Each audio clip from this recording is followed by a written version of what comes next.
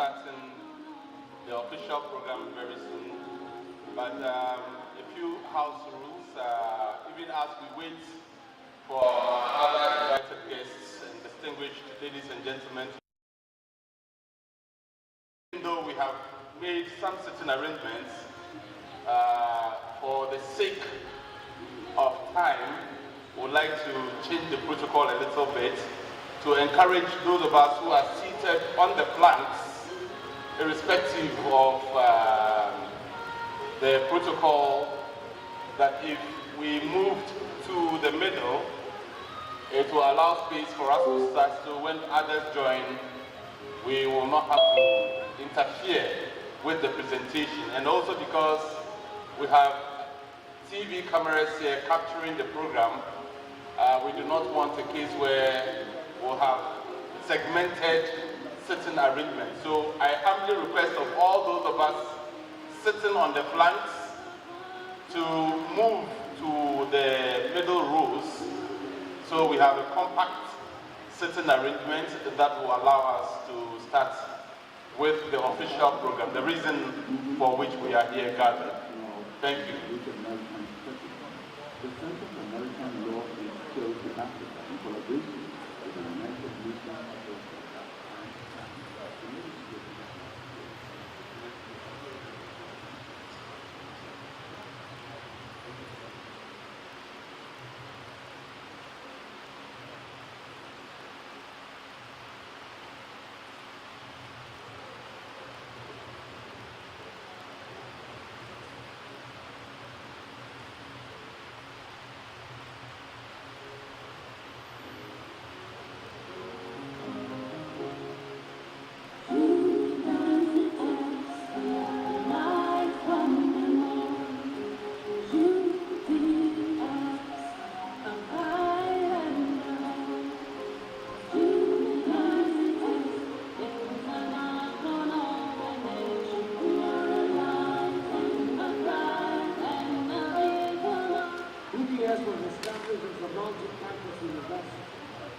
To bring higher education to the doorsteps of the people in Northern Ghana, in particular, and the rest of the country in general.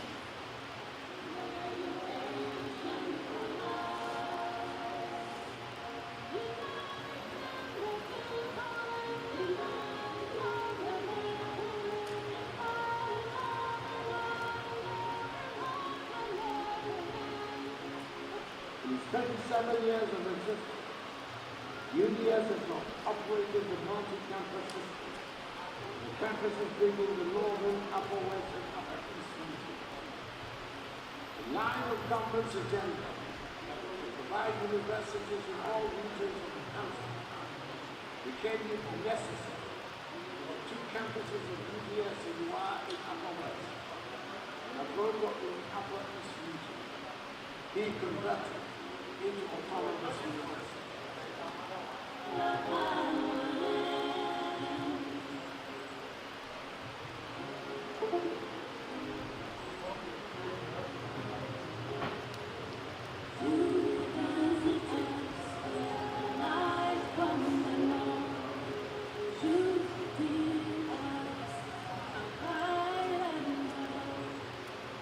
line with the realignment process, the following new faculties and schools have been created: School of Public Health, School of Dentistry, School of Nursing in Midwifery, School of Applied.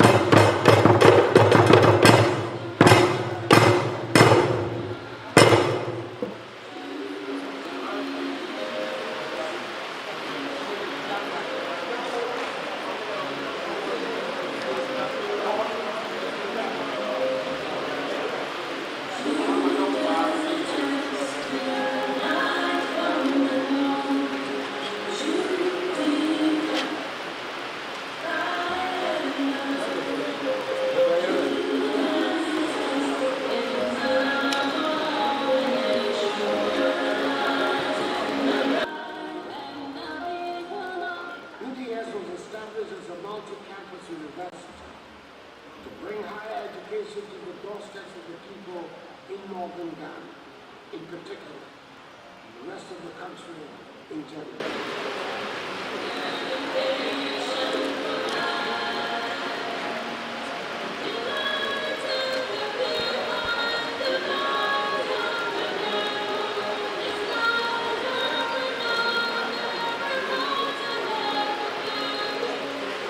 It's 27 years of existence.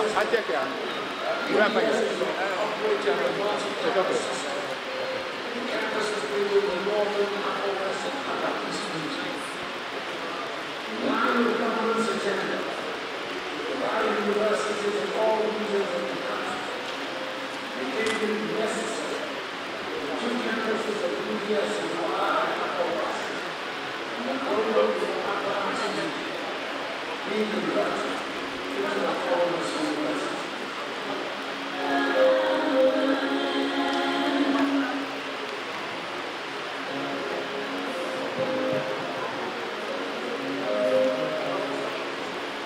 Ladies and gentlemen, shall we be upstanding as we welcome the procession?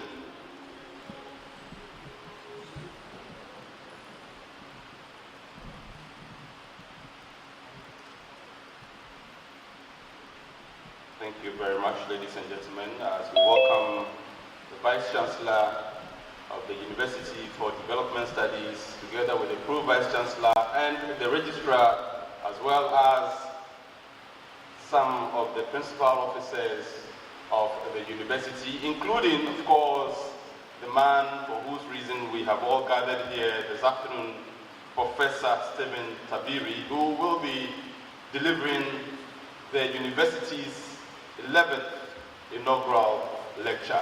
I think he deserves a round of applause for pulling this together, ladies and gentlemen. Thank you very much. The applause should be a bit louder. It's not easy for a man who started as a part-time lecturer to a full-time lecturer to have risen through the ranks to become a full professor. Again, let's give him a round of applause even as we take our seats.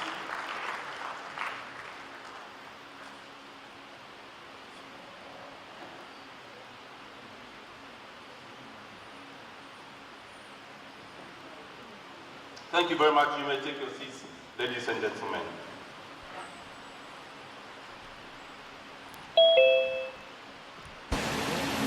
Ladies and gentlemen, I'm excited to moderate this very august occasion where we are here to celebrate the 11th time that a professor from the University for Development Studies will be delivering a very important lecture. It is the 11th inaugural lecture, which will be delivered by Professor Stephen Tabiri on the topic Inguinal Hernia Management in Ghana, Developing and Implementing Local Solutions. Before we start with the official program, of course, we will invite the presence of God.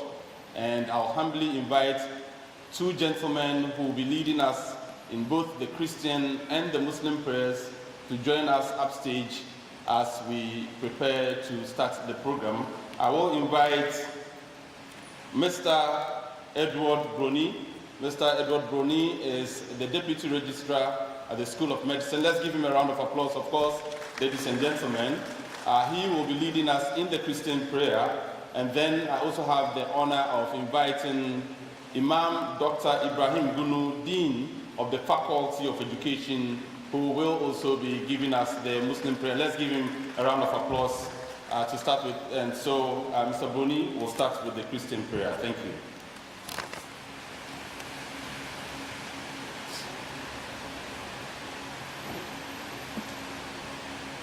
Good afternoon, ladies and gentlemen. Shall we be in a mood of prayer? You can stand if you like. Our Father and our God, we thank you and we bless you for today. We give you thanks and praise even for our lives. Thank you for gathering us here this afternoon, even to be part of this 11th inaugural lecture by this distinguished scholar, Professor Stephen Tabiri. Father, we commit the day into your hands. We ask for utterance. We ask for grace. We ask for your leadership.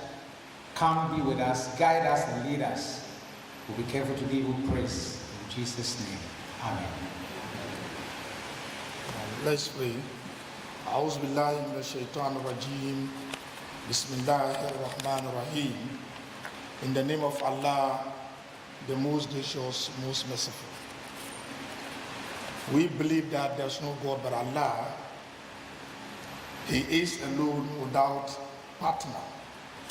The kingdom and praise belong to him, and he has power over everything. Oh Allah, we pray to you at this hour, asking for your blessing and support as we are gathered here today in this university for the 11th inaugural lecture. We pray for your guidance and support for Professor Stephen Tabiri, who will be doing the delivery this afternoon. We pray for the hard-working staff of this university, university management, and the university council. In the most blessed name we pray.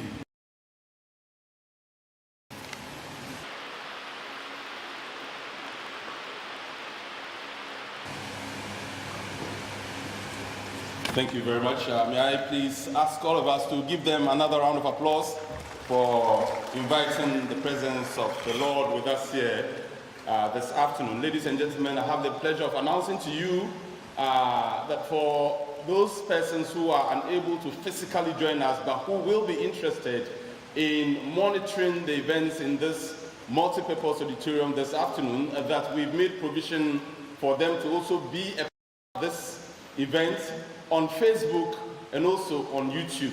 We have shared the link, and for those who are interested, you can share the link to your friends, your families, and for everybody else who will be interested in monitoring this event. On Facebook, you search for the University for Development Studies, and the video will automatically pop up. Same for those who are interested in monitoring this event on YouTube.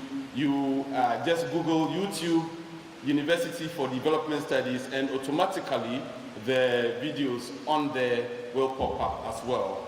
I have the honor now to invite the registrar for the University for Development Studies, Al-Hajj Nuruddin Issa Abubakar, to introduce the chairman for this occasion. Let's give him a round of applause.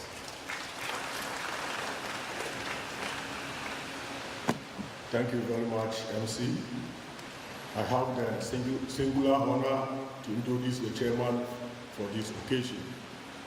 He's not a stranger to us in this university. He has over 26 years of experience as a researcher, a teacher, a leader in the higher education sector. He started his career as a lecturer at the then Faculty of Agric in this university, and rose through the ranks to become a professor. He was once head of Department of Animal Science Department of the then Faculty of Agric. He later became the dean of the same faculty. He has been a Pro-Vice Chancellor of this university, and currently is the Vice Chancellor of this university, a position he has held since 2015. Honorable Chair, your audience, your chair. Thank you very much.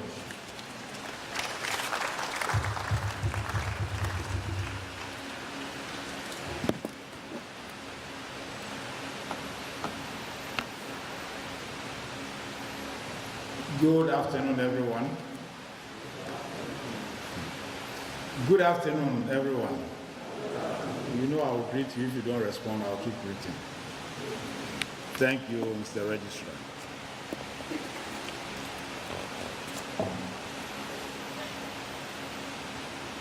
Members of the University for Development Studies Governing Council, those present here, Pro-Vice Chancellor of UDS, the registrar, directors of UDS, reps of other institutions, principal of Nyakwala campus, university librarian, heads of security agencies in Tamale or their reps, members of convocation,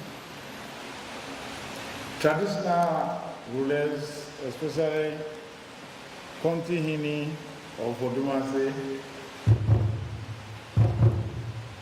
and distinguished invited guests, students and alumni, family and friends, the press, ladies and gentlemen. On my own behalf and behalf of the University for Development Studies, I would like to welcome you all to the 11th inaugural by Professor of this University. Somebody will ask what is the inaugural lecture. By convention in the academic field, when you become a professor, who somebody will call full professor, we have associate professors and professors. So when you become a full professor or a professor, you need to have a letter, your own inauguration in a way, to tell the whole world what have made you that professor. So in UDS, we'll be having this tradition, and we are on the 11th. And for the first time, we have something different from the previous 10. This time it's coming from the medical school. I think you can give them a hand of applause. For the first time, we are having a professor from the medical school going to give us what made him a professor. So, permit me to read or introduce him to read his profile.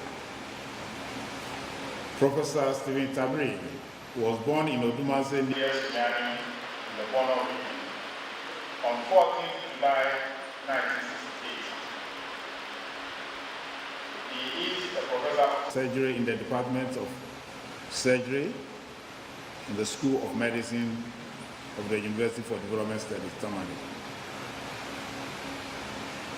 He had his basic education in Odumase Urban Council Service, and then Methodist Medical School. He had his ordinary level education at Agona Street Secondary School, and proceeded to Brentford College for his advanced level. He went to the former Soviet Union, former Soviet Union or USSR, under the joint scholarship from the Ghana government and that of the Soviet Union in 1991 for his medical training. But I think specifically he was in Ukraine. Yes. So that's a Ukraine product here. He holds a Doctor of Medicine, MD, and a Doctor of Philosophy, PhD in Clinical Surgery from Krakow State Medical University, Ukraine. He is a fellow of the Ghana College of Physicians and Surgeons, the American College of Surgeons, and the West African College of Surgeons. He holds a master's degree in educational administration, M.Ed administration, from the University of Cape Coast. So he's not just a medical doctor, he is also an educationist. Professor Tabiri joined UDS in 2009 as a part-time lecturer. He was subsequently employed as a senior lecturer in 2010 in the Department of Surgery. He was promoted to the rank of associate professor in 2015, and then in 2019,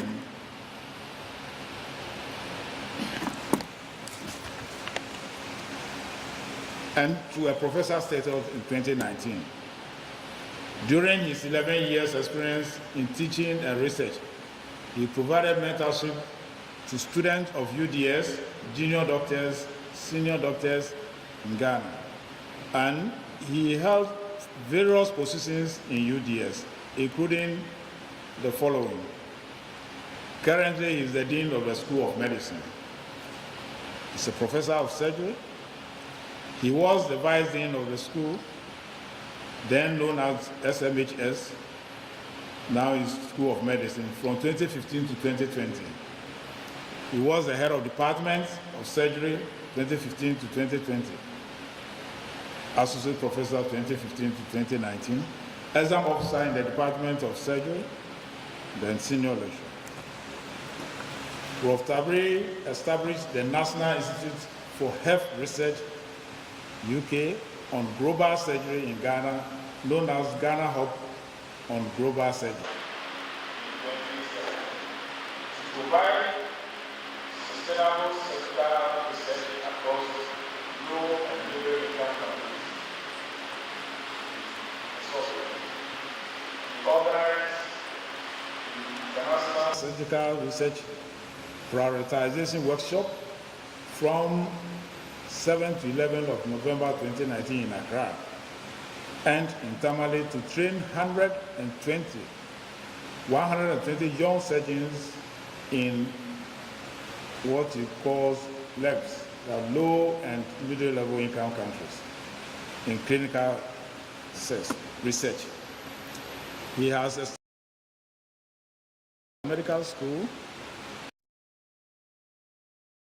and staff and students.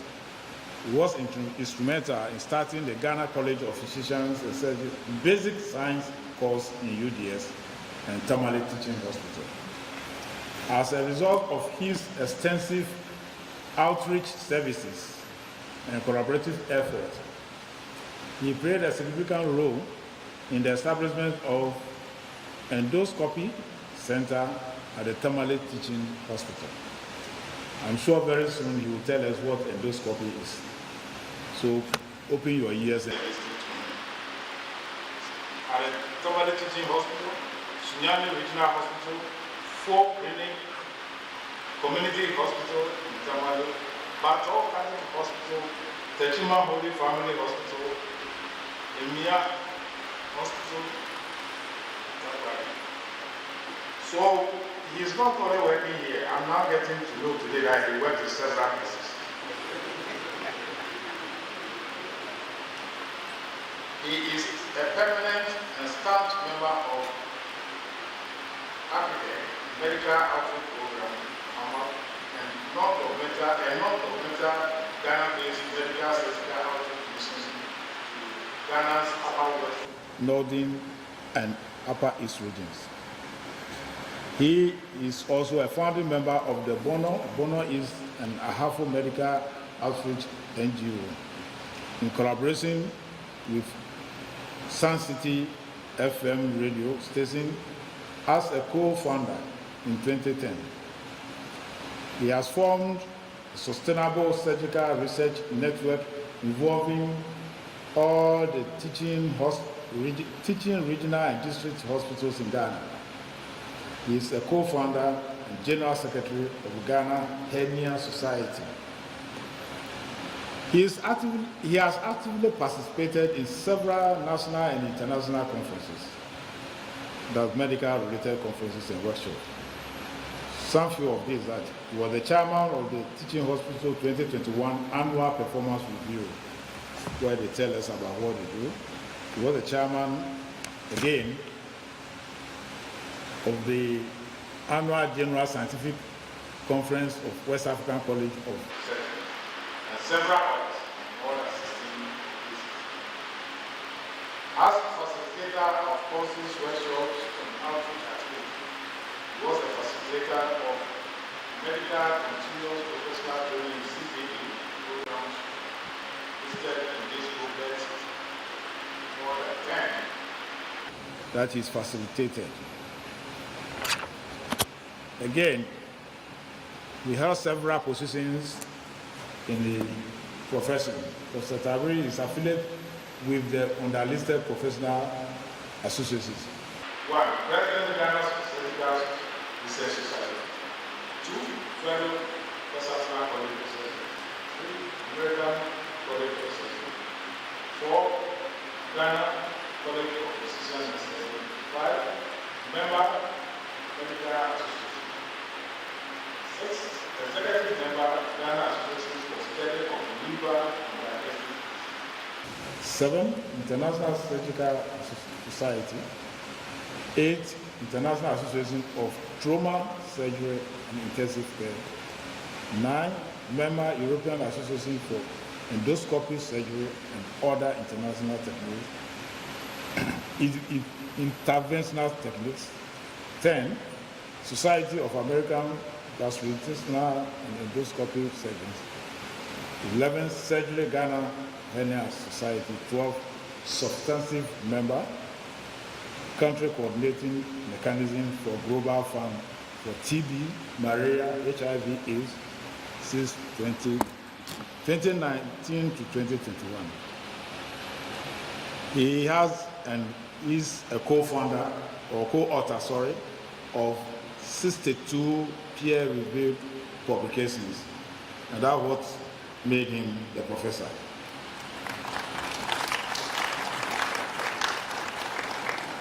He has won several grants, among which we have increasing surgical capacity and prevention of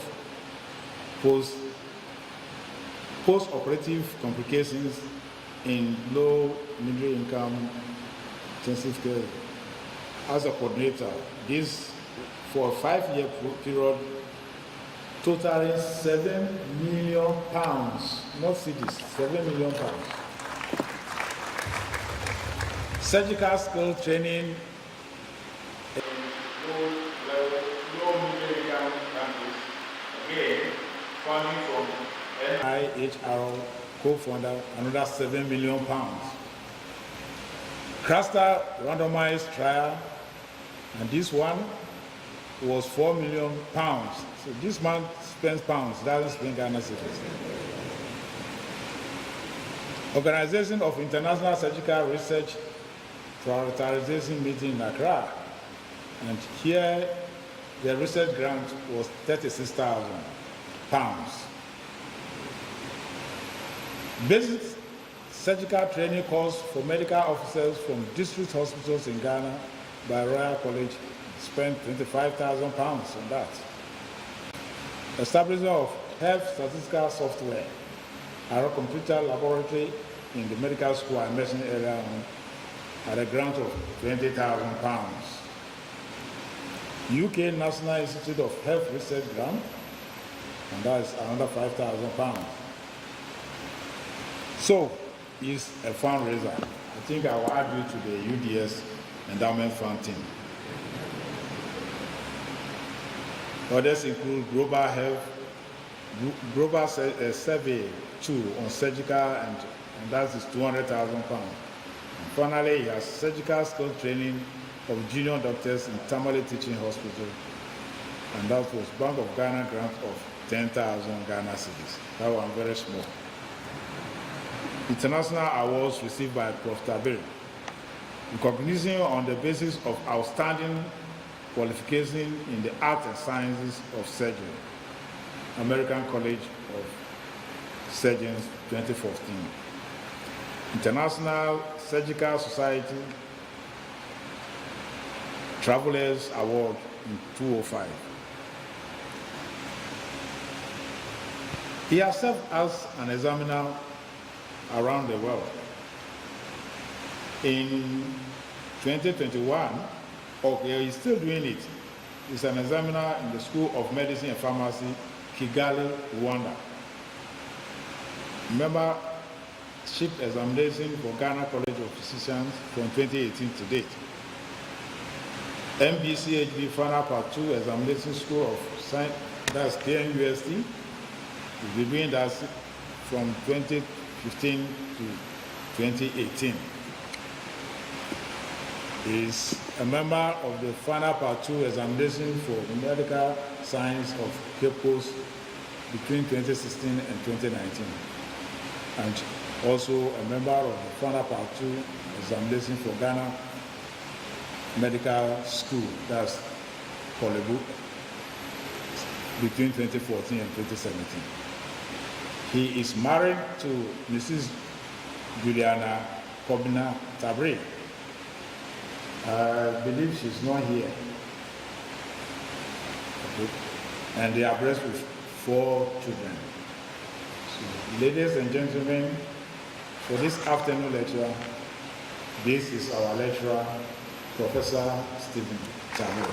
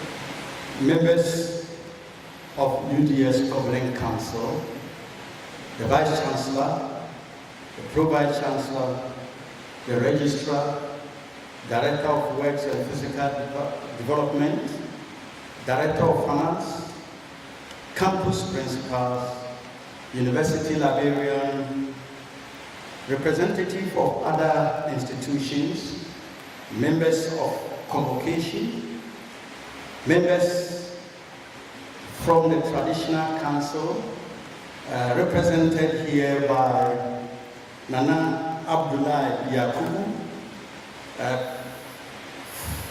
former Uchina Secretary, and then Nana Osaberima Abana Abebiu, representing Omanhene of Otumasi No. 1 Traditional Council, flagged by Nifahima Nana Jidua, who is also my sister, and then also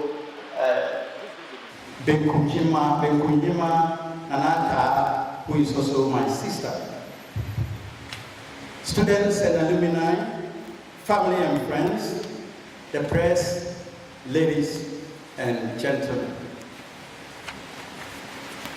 It is a great pleasure to be given the opportunity by the Vice Chancellor of this great university to present the 11th inaugural lecture. Even though it is the 11th inaugural lecture, but the first from a senior member in the School of Medicine and an academic clinician in UDS. I hope that it will serve as a motivation for my colleagues in the School of Medicine, especially those who are providing clinical services in addition to the academic work. I firmly believe that it will open more doors for more professors in the school in the coming years. I'm grateful to all my colleagues in Ghana and beyond who have contributed immensely in a different ways to what we are witnessing today.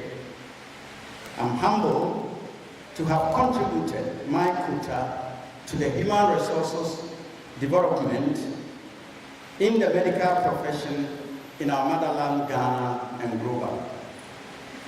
Mr. Chairman, I would like to thank the university for providing this platform to present the research I focused on during my career.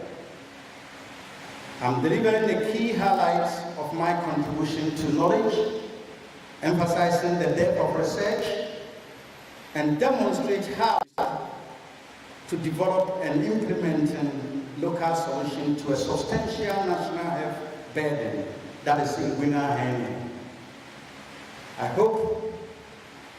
The hope is that the knowledge I'm sharing today will build capacity of the middle-level surgical caregivers using local content approach.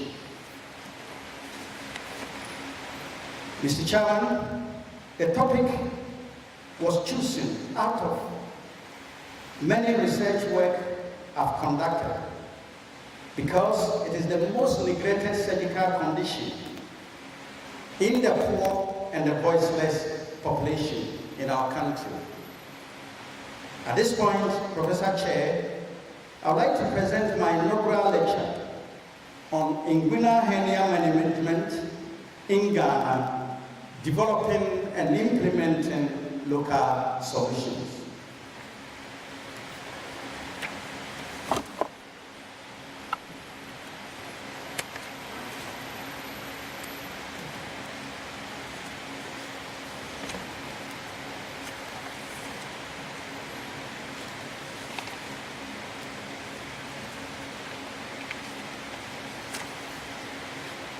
Mr. Chairman, the first definition of hernia was given by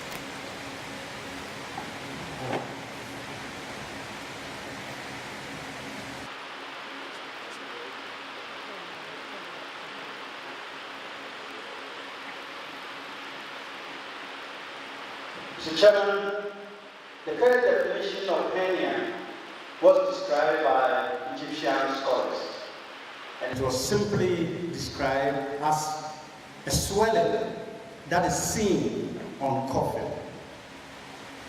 This is the basic definition, and till today we use it in examination of patients suffering from inguinal hernia. This definition has undergone modifications, and it is currently defined as protrusion of an organ or part of it or a structure from its original containing compartment through a defect or a weak point. In Ghana, it's described in many languages in a different ways. For example, the accounts call it Nkwe or Echo, meaning heavy load. In Gonja and Tabiri, they call it Paga, when it's small and it's limited to the groin. Again, when it's descended into the scrotum, the Gonja people will call it Koro. And at the same time, the Dagbani in Dagbani is called pollen.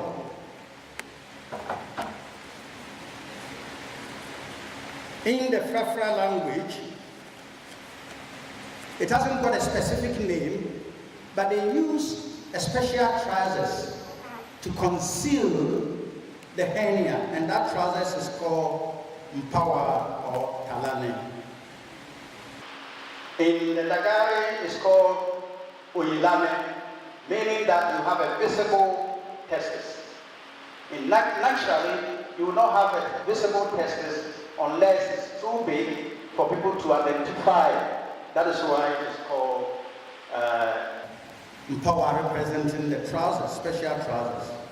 In Ebe, it's called a foal.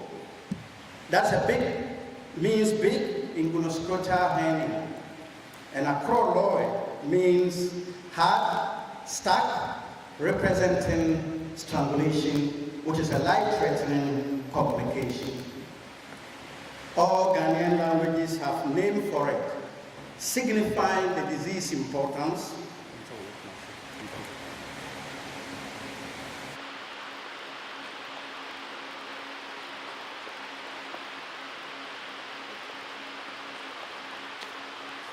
All Ghanaian languages have a name for it, signifying the importance of this disease. The names well known in the various Ghanaian languages indicate the magnitude of the condition and associated complications. It also means that inguinal hernia has been with us as people since our very existence. Historical documentation of inguinal hernia.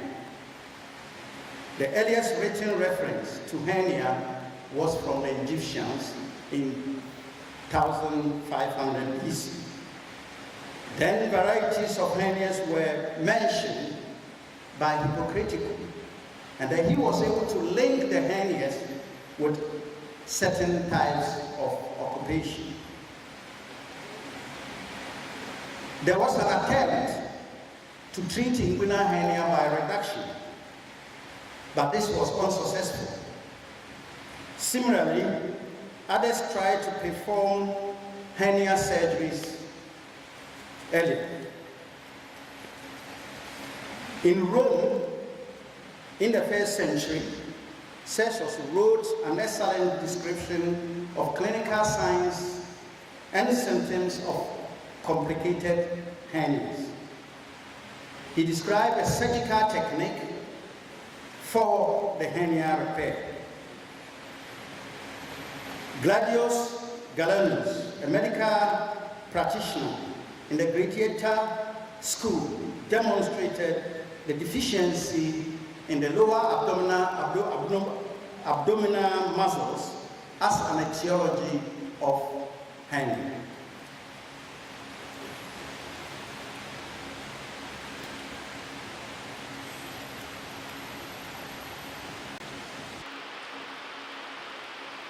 Paul of Agira wrote a comprehensive surgical test describing scrotal and non-scrotal hernia in Egypt. And then there was a routine removal of scrotum as a surgical technique, which is evident in the remains of pharaohs. So the remains of some of the pharaohs indicate they did not have scrotum. And there's a link to the type of treatment they received for their inguinal hernias, and that happened in 2015 BC.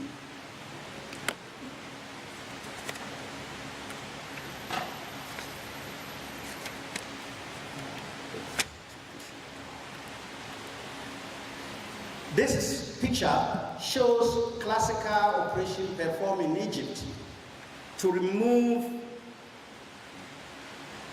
the testis as a form, or the scrotum as a form of surgical treatment for inguinal hernias. Complications after removal of scrotum. All patient died from bleeding, infection, and worst of all, castration. These devastating complications informed Paul Agina to recommend prayers for his patient instead of surgery. Even though the historical data is inexhaustive, it demonstrates inguinal hernia as one of the oldest surgical conditions in humans. On contrary, in Ghana, only names were mentioned in the local languages, but much is not written about inguinal hernia by our people. Evolution of inguinal hernia management. The Arabian physicians in AD were the first to differentiate from inguinal hernia and hydrocele. Hydrocele is a condition where water or fluid accumulated around the testicles. So the way he was able to distinguish between the two is by using simple stethoscope and then listening to sounds over the swelling. And once he listened to peristalsis, it is confirmed as inguinal hernia. But when there is no sound, then it's considered as a fluid around the testicles. Modino, in 1300 BC, was a professor of medicine, and he revised the study of anatomy, including inguinal hernia. From Paris, conservative treatment, according to whom he was inspired by God to save more testicles. At the same time, two experts in France introduced reduction of inguinal hernia and the placement of hernia belt. So that is the hernia belt shown. So the hernia is being reduced back into the abdomen, and then this belt will be used to stabilize the hernia so that it will not come out of the abdomen again.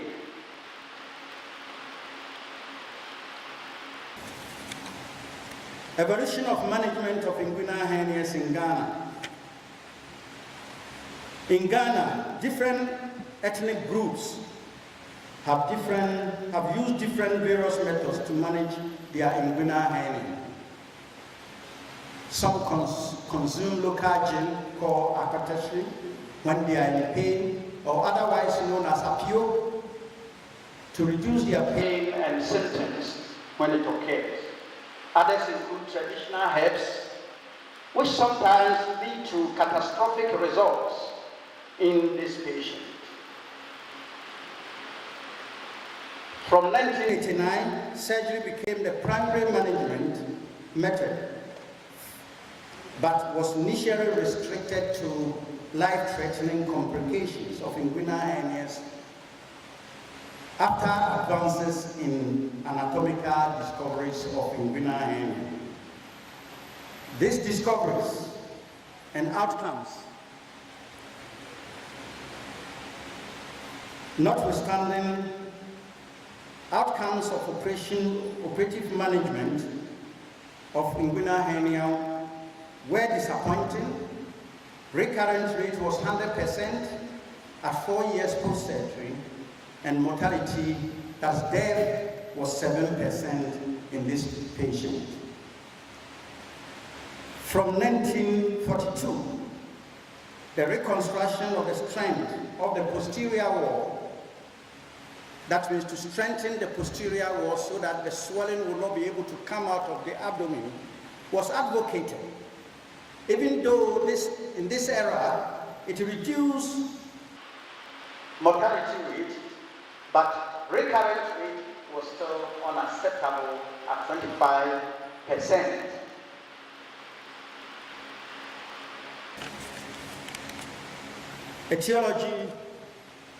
Epidemiology of inguinal hernias. Inguinal hernias are common. The prevalence is 1.7% of all ages and 4% in patients above 45 years. Inguinal hernia account for 75% of all abdominal hernias.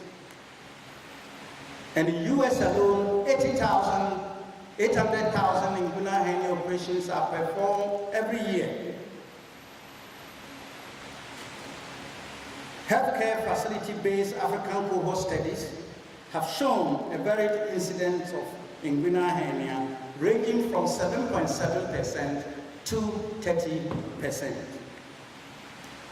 This is in contrast with what is happening in the sub-Saharan Africa, where the incidence is higher, and most inguinal hernias are not repaired on time, leading to late presentations with various complications and giant inguinoscrotal hernia, which is usually described as neglected inguinal hernia. This has economical tools on the people in the community, including their families.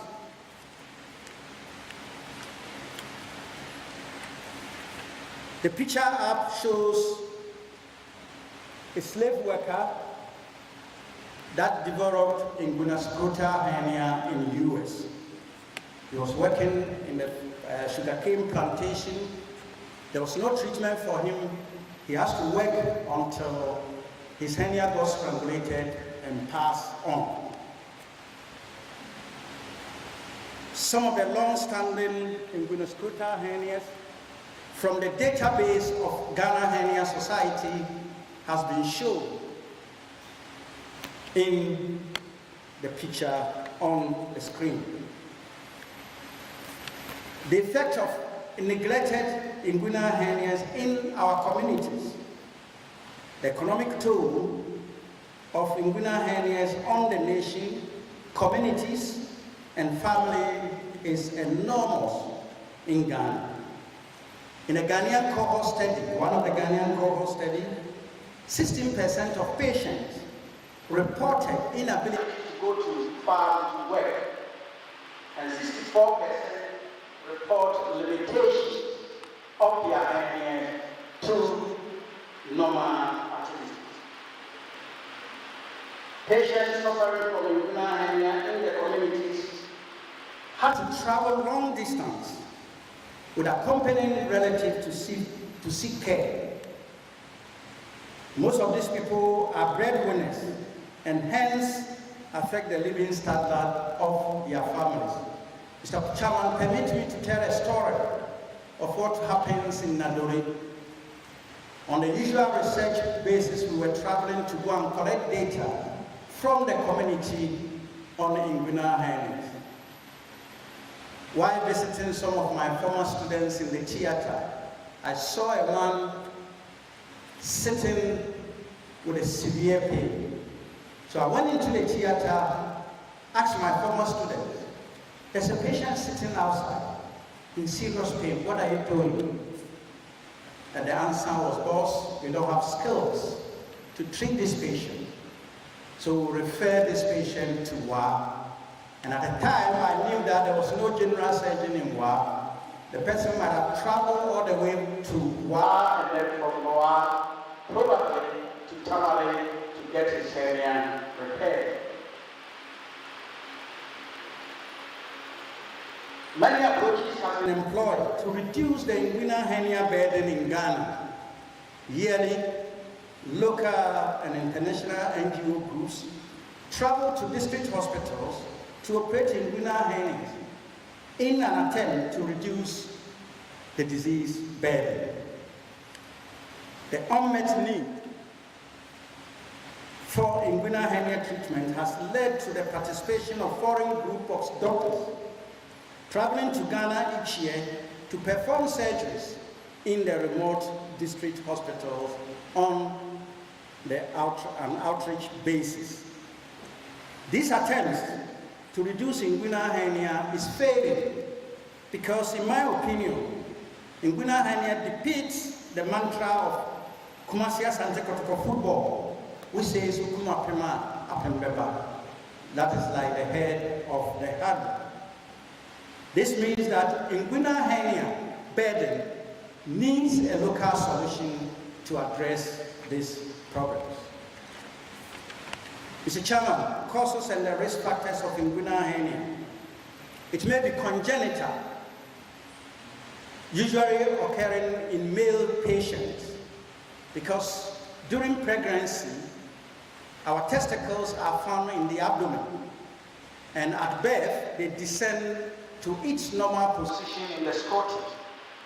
At the end of the process, there's a need for the arbitration of the part used by the descent of the testes to be arbitrated.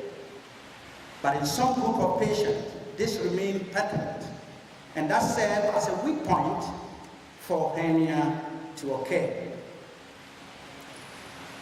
Hernia also occurs in women, and in women there is a special structure holding and stabilizing the uterus that passes through the same inguinal canal and inserted onto a bone to stabilize the uterus so that during pregnancy it will not move further up. These are the common areas where in the lower abdomen within the muscles through which inguinal hernia can occur. Inguinal hernia usually occur in both men and women, but it's more common in men because of the nature and the descent of testicles from the abdomen into the scrotum.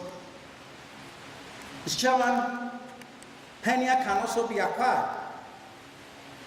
The causes of acquired hernias are unknown, but there are multiple risk factors that have been associated with the development of inguinal hernia. The following have been implicated in the development of hernia. If you have, for some reason, fluid correction in the abdominal cavity, that will significantly increase the intra-abdominal pressure. It means that the structures in the abdomen will try to find the weakest point, and the weakest point that are found is where the hernia will occur. Heavy lifting, as seen in the manual workers, including farmers, repetitive straining at maturation. This can come as a result of prostate problems, example, prostate inflammation of the prostate, enlargement of the prostate, and for some reasons, infections in the UTI infections resulting into a stricture. Abdominal obesity, so if you increases your weight and the weight is mainly in the abdomen, what happens is that it gives a significant pressure, and then you may be prone to formation of hernia. Chronic cough, multiple pregnancies. Mr. Chairman, not all patients with these risk factors will develop inguinal hernia. The recent investigations have demonstrated that there is collagen deficiency as a result of poor malnutrition that may have significant impact on the chances of developing inguinal hernia. Symptomatologies of inguinal hernia. Signs and symptoms of inguinal hernia, as described earlier on, is a bulge in the groin area or a swelling in the groin area. At the initial stages, it becomes visible on coughing or standing up from bed, etc., which increases the intra-abdominal pressure. The bulge may disappear spontaneously when you lie down or when the intra-abdominal pressure decreases. The swelling may cause some discomfort and some pain. In men, the swelling will descend into the scrotum, and it is termed as inguinal hernia. And in the female, the swelling cannot descend, but may be found in the labium majora, as seen in this patient. So in the men, it descends into the scrotum, but in the female, it descends into the labium majora. This side is normal, but this is a hernia. And in some cases, I've operated a child with a female child with inguinal hernia. I was lucky, one of the ovaries were found in the sac. It is God who saved me. Other than that, I would have destroyed the ovaries, and this patient will later have problems of getting pregnant. Symptoms of life-threatening complications of hernia include irreducible or incarcerated. Incarcerated symptoms means it cannot go back to where it came from. So it's stuck into the sac, and then you cannot push it out. There's obstructed inguinal hernia. That means that the content is a bowel, and the bowel is pressed and the lumen is obstructed. And this will lead to profuse vomiting, abdominal pains that may need emergency surgery. If the patient will not get emergency surgery, he may likely lose his or her life. There's another complication which is also known as strangulation. Strangulation, the structures within the sac of the abdomen, because of increased pressure, the blood supply to these structures will cut off and the structures will die, leading to necrosis.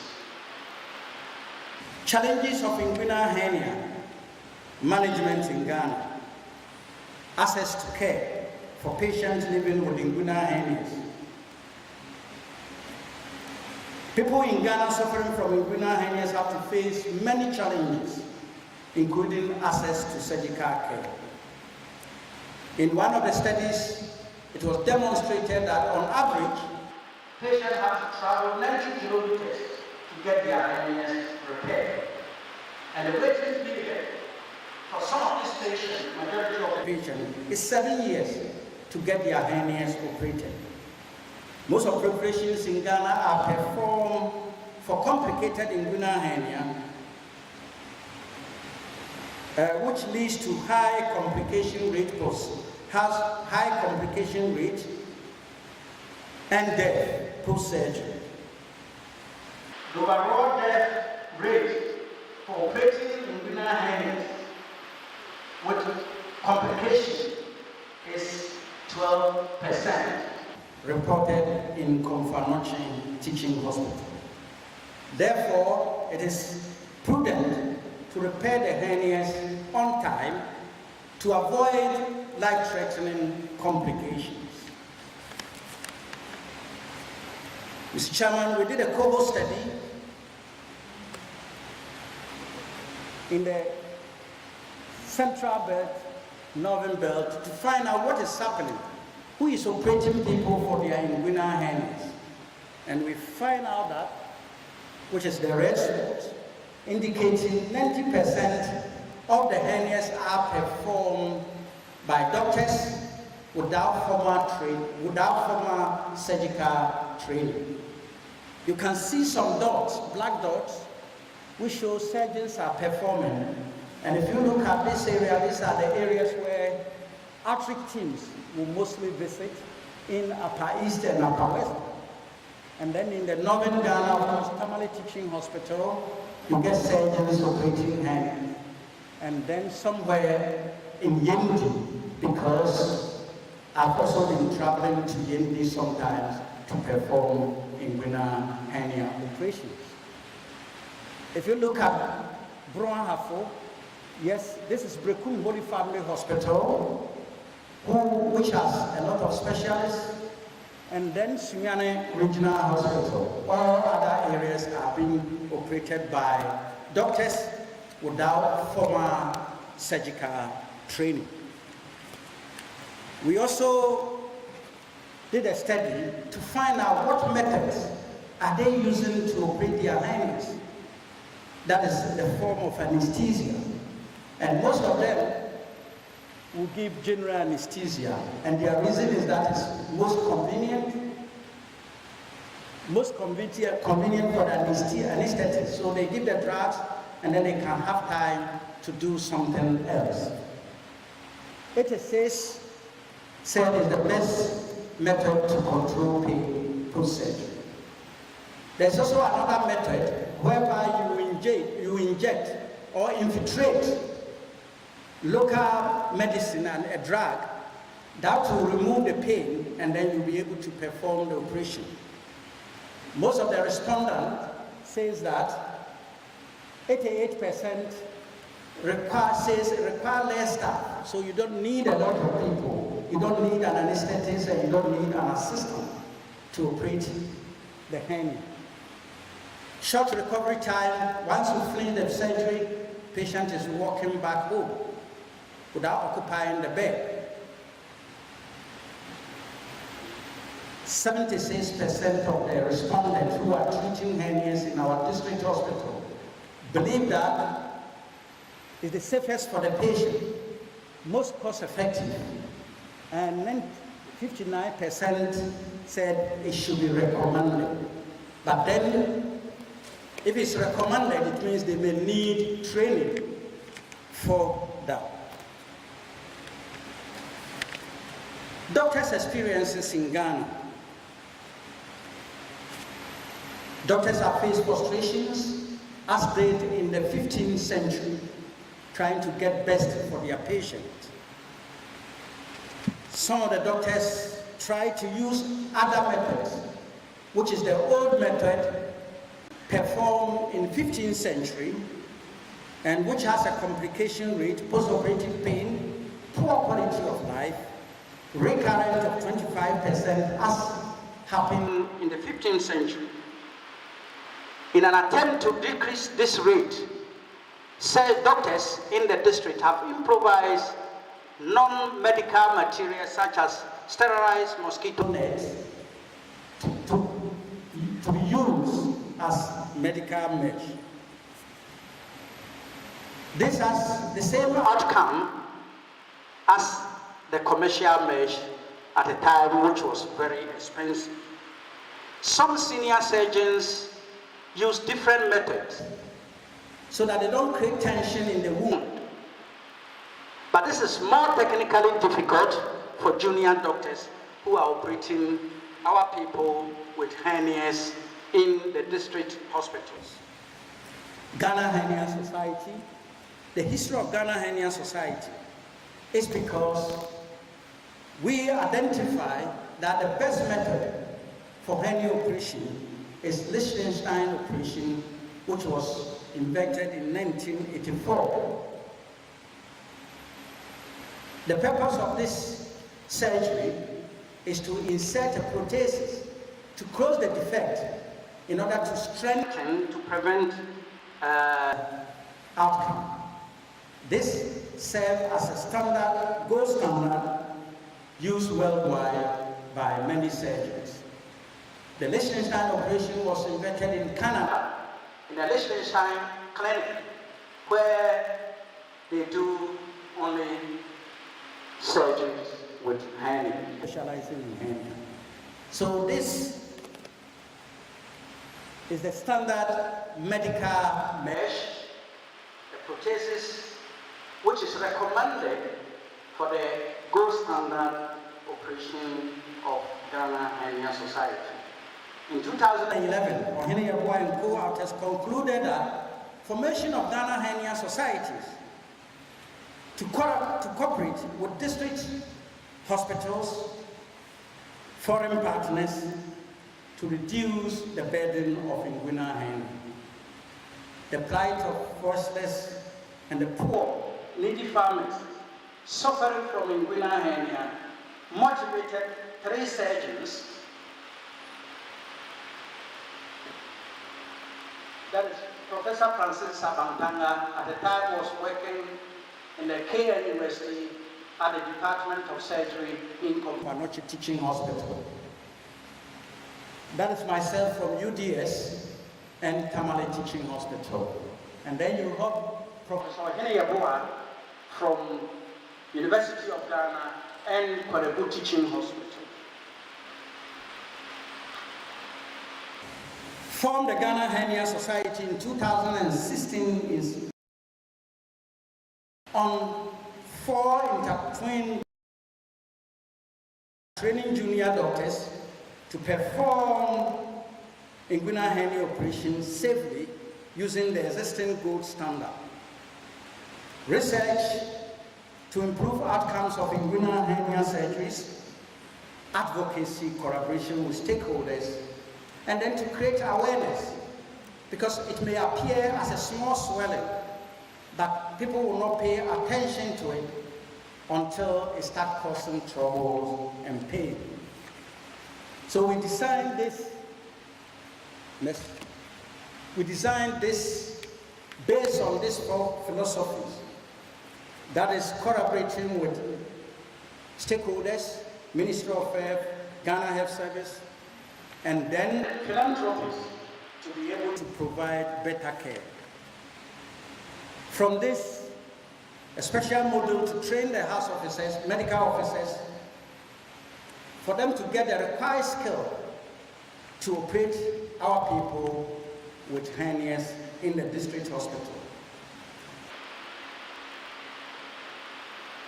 Another thing we look at is we don't take someone from the beginning to start training for this purpose. We use those who are already doing the hernias in the district hospitals, but may not be getting it right where the initial target. This method has been used to train about 89 doctors, medical officers across Ghana. And it's a 2-week course created and led by the members of the Ghana Hernia Society. A combined revision, clinical skills. So some of the trainings that were performed recently in the Fiankwanta Regional Hospital, in the Western Regional Hospital. Mr. Chairman, permit me to share a video about the training model of Ghana Hernia Society. We train them to perform surgery safely using what is known in the training of aviation industry. So that means that we use WHO, I think the sound is no good, but this happened in Koforidua, where we train this cadre of doctors, including the nurses, how to be safe in theater using the WHO checklist. So that is the nurse being trained, supervised by me, to use the WHO checklist to make the surgery safe and sound.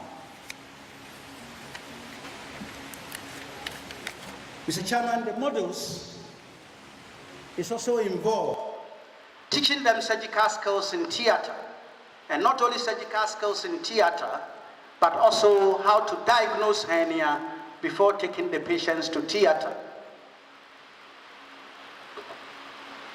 So the same way we are using the method of examination proposed by Egyptians in 1500. So in this case, I'm asking the patient to cough, and I'm putting my hand to palpate whether I can feel the swelling hitting my fingers.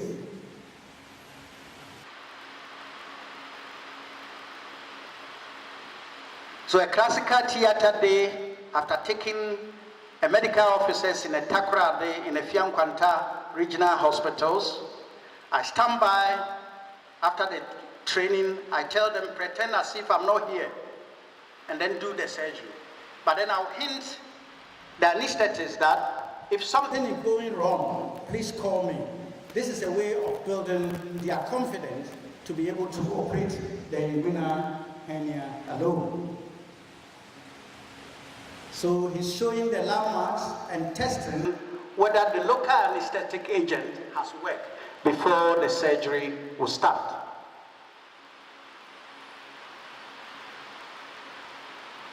So that is one of our trainees performing confidently the standard operation of inguinal hernia.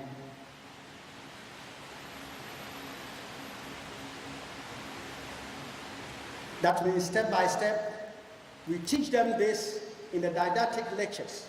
So going step by step, identify all the structures until he gets to the hernia sac, and then separate the sac from the cord, that is the content of spermatic cord, its blood vessels, to prevent strangulation of the testes. So step by step, going through the surgery.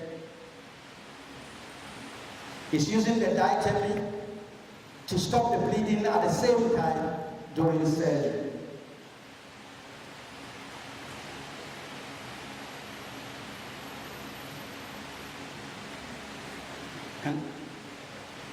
Can you forward it a bit? So they are trained to deal with the vessels that they may encounter on the way. Step by step, no rush, I'm hiding somewhere, WhatsApping, as if I'm not around. But then I prompt the assistants that please call me if you see that something is going wrong.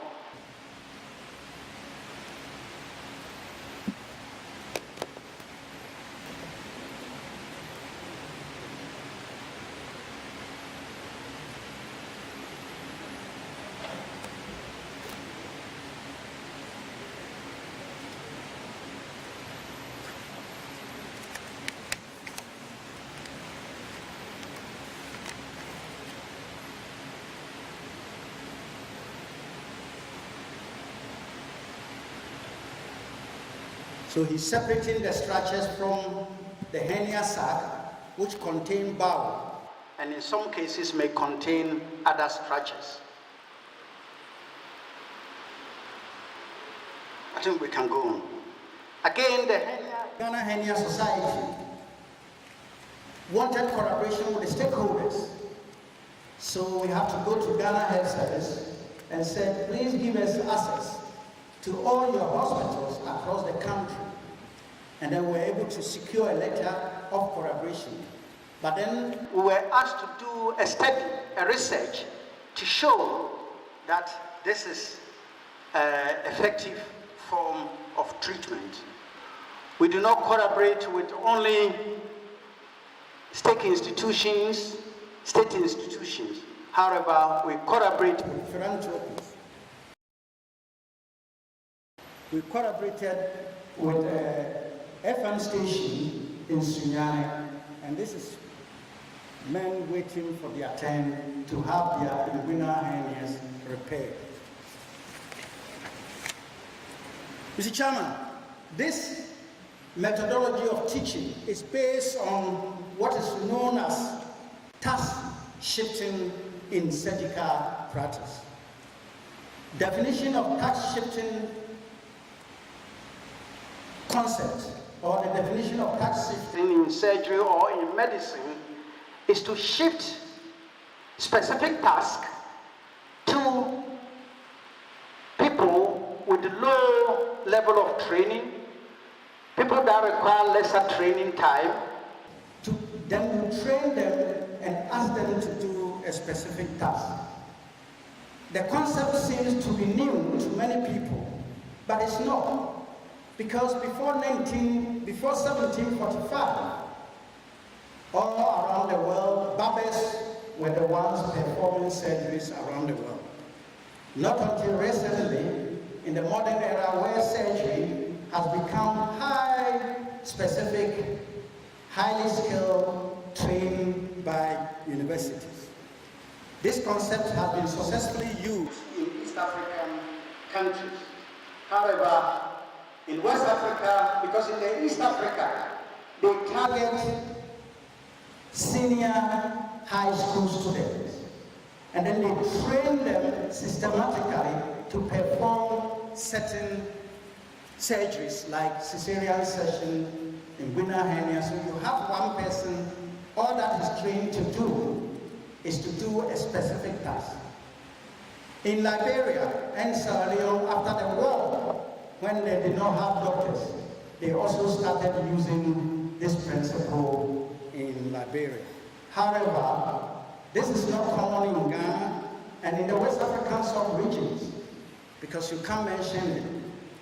So the Ghana Hernia Society proposed a modify of what is happening in East Africa by saying that we're not going to take SHS graduate. However, we're going to take doctors with low training after medical school, after half job, 2 years. They are posted to the district. So we will equip them with the skills they need to handle hernia problem.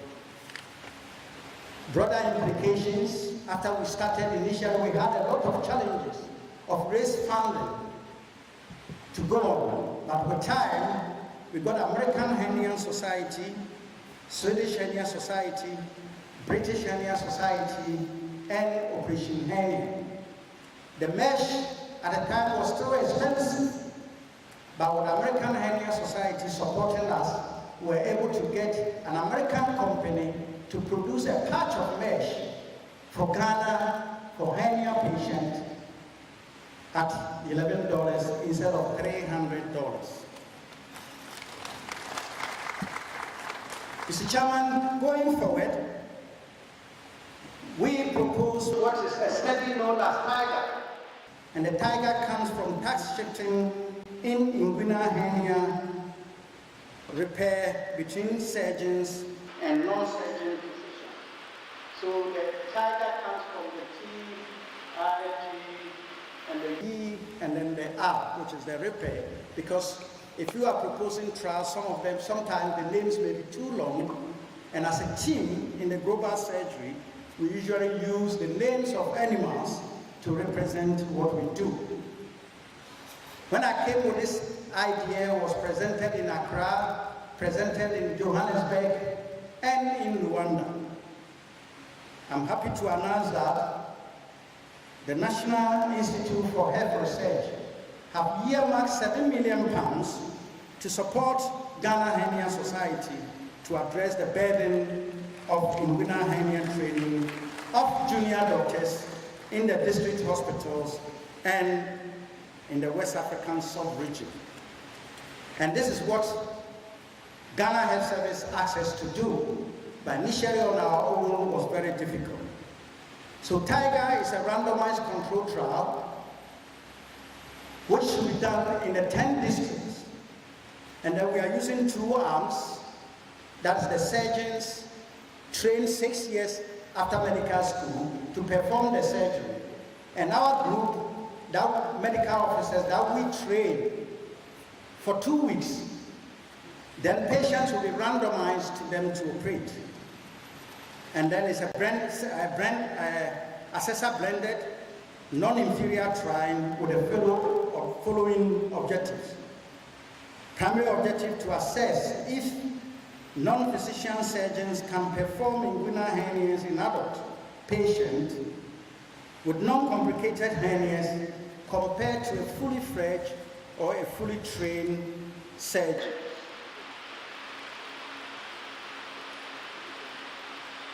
Mr. Chairman, I would like to conclude at this point.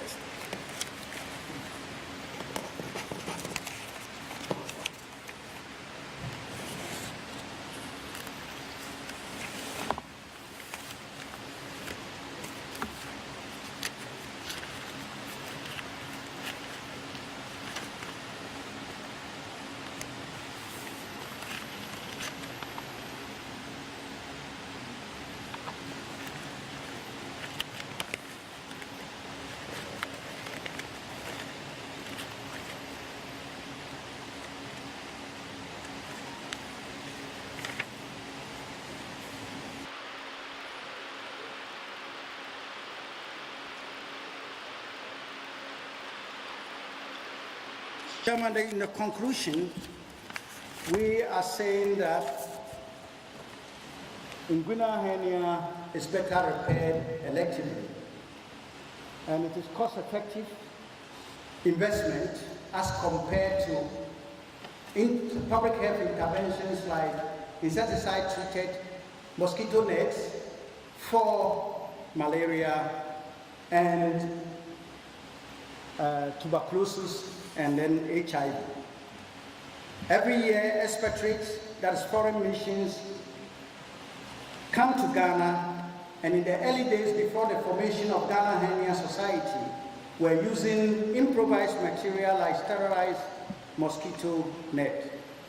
Mr. Chairman, through advocacy, Ghana Hernia Society has been able to make mesh available only in Ghana at $11 instead of $300. Professor Chair, inguinal hernia performed by trained Ghanaian non-surgeons, non-physician surgeons in the district hospitals is safe and cost-effective. The communities across Ghana have accepted this in our community engagement and involvement in the research, surgical research design. It has the potential to reduce surgical burden of inguinal hernia, and well-trained surgeons, non-surgeon physicians working in the district hospitals and regional hospitals are vital members of Ghana's surgical workforce, ensuring essential surgical care in the district hospital, especially in the rural areas. Stakeholders must show interest in the training of this cadre or these surgical caregivers, because they are the only one delivering care, surgical care in our district hospitals. Mr. Chairman, I'm happy to announce that we are the first team to use community engagement and involvement in a study design. That is the consultative method to go to the people suffering from hernia or who have had their hernias repaired, and then ask them, what do you think about the study we're going to do? And most of them did not care who operates on their hernias, provided the individual has received an adequate training. Mr. Chairman, at this point, I would like to promise the government of Ghana that UDS School of Medicine has positioned itself to lead government's flagship agenda program of Agenda 111. We will use this for our off-campus clinical training, and the aim is also to achieve quality of teaching, learning, and providing quality of healthcare to our fellow citizens, irrespective of their geographical location.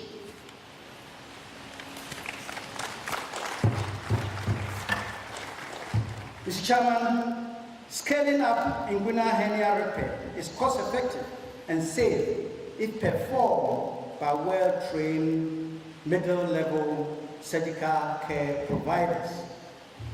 This will lead to elimination of the backlog of hernia, which is estimated to be about 1 million hernias by 2030 if we don't scale up training and repairs.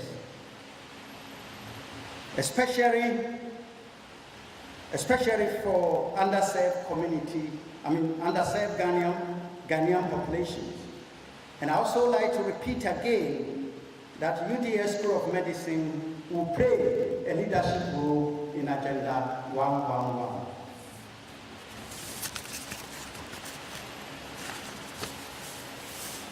Mr. Chairman, permit me at this point to acknowledge people who are here and people who have played a significant role in my surgical career development and in administrative career. First is glory be to God for his guidance, protection, and grace throughout my life. I think in my early childhood days, if someone would have said, I'll stand here, people might think that it's not possible. But I think with God, everything is possible. He's the only one who takes people from unknown to glory. My special appreciation goes to my parents, Opanyin Kofiga, aka Nyebisodi Palefi, Nyebisa Nisika. And then my mother, Esther Akusia Nyankon, aka Akusia Kra, or of Blessed Emmanuel. I'm grateful to you for your love and determination, sacrifices toward my growth and development. I'll forever remember your advice, encouragement, and wise saying through fairy tales. These advices encourage me and keep me going, irrespective of my circumstances. I extend my gratitude to all the staff in the Hakop State Medical School in Ukraine, especially Professor Valeria Vladimirovich Boyko, who was my PhD supervisor, and then Professor Dosenka and Dr. Alexei Petrovich Kolenkov, who were my clinical supervisors.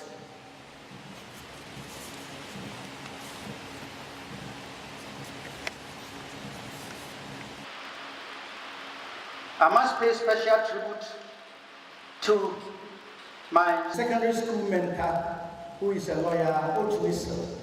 He is the first person to take me in an air-conditioned car, because he was a Brown Tribunal chairman, and told me that if you don't study hard, you will never sit in this car until you die. And then also to my middle school teacher, Mr. Sebastian Tabiri. Tabiri is a great man who came from Tongo to my primary school. At the time he arrived, we were last in everything. But he said, no, boys and girls, we are going to be first in everything. And true to his words, we were first in everything after a year of serving in my school. I want to thank some of my siblings who are present here today for your steadfast care, support from birth till today. I cannot forget my family in Nkwabe, Petrintu, Abusan, Namprensia, or in Otumase #1. I'm very proud of you all.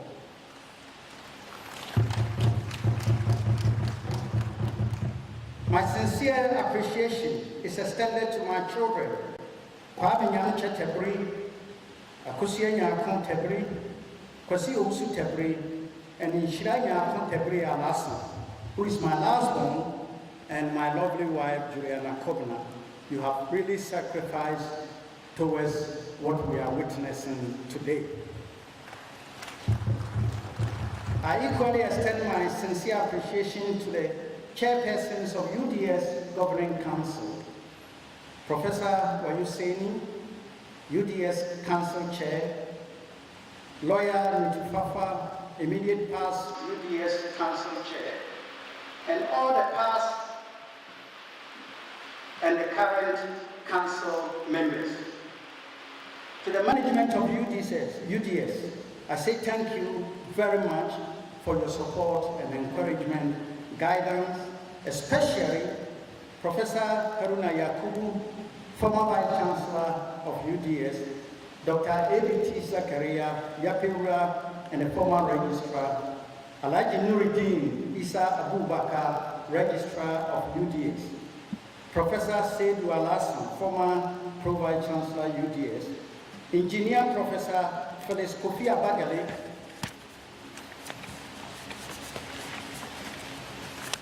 for all your support.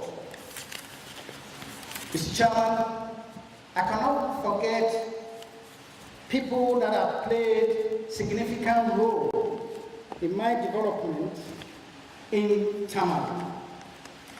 I would like to mention former Buchina Secretary Alhaji Yakubu for his support, for his advice that made me survive in Tamale and integrate very well in the Dakon society. I'm also grateful to Nana Osabere Makamana Yeboah and his continuing for gracing this occasion. I'm very grateful to my partners, international partners, that is AMPAP Ghana, for their support, not only for me, but for School of Medicine. I would also like to thank our network in Global Surgery Network, based in University of Birmingham, University of Edinburgh, and the Wewak University. And then in some African countries, today we have Professor Adiyuma Adisoje, Professor of Pediatric Surgery from Lagos University, coming to support me in this inaugural lecture. I cannot go without mentioning specific names, professors, deans, and directors that have supported me in all aspects. I cannot mention you all, but I can mention Professor Nyak Georgiano, Principal of Tabiri Campus, Professor Kwenu, Professor Idana, Professor Baba Suleimana, Professor Ziblin, Samsudin Ziblin, and also to special members of the administration of UDS, Director of Finance, Director of WPE, and all others who have supported me. Thank you very much.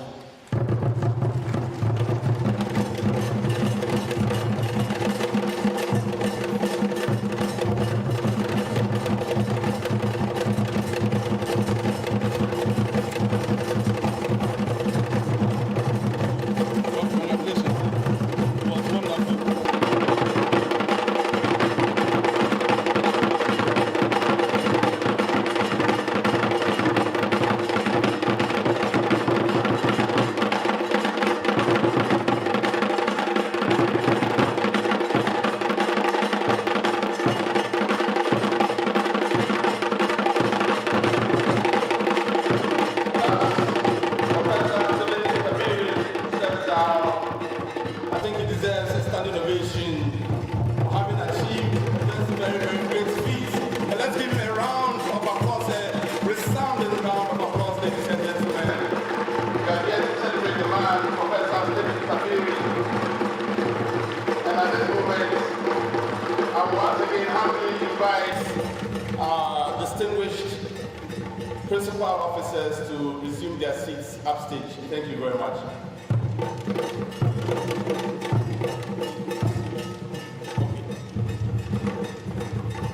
And as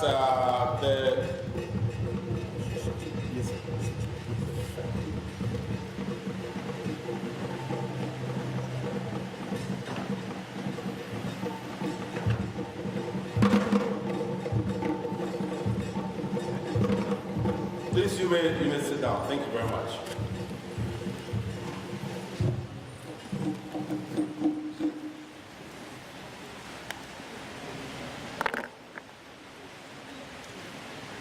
Thank you, Mr. MC.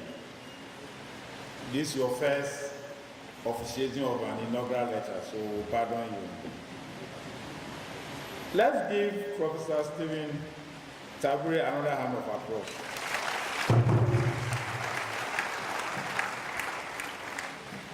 I will not attempt to summarize what he did, but he talked about something topical.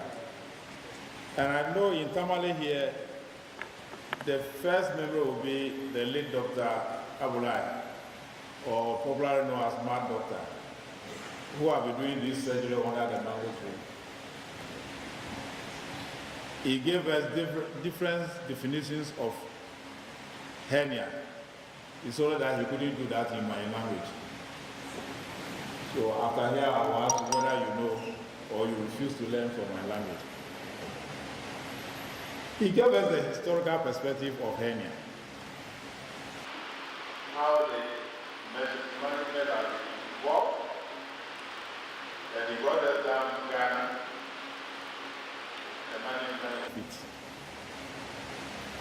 The problem with hernia that you have to adopt to wearing special dresses.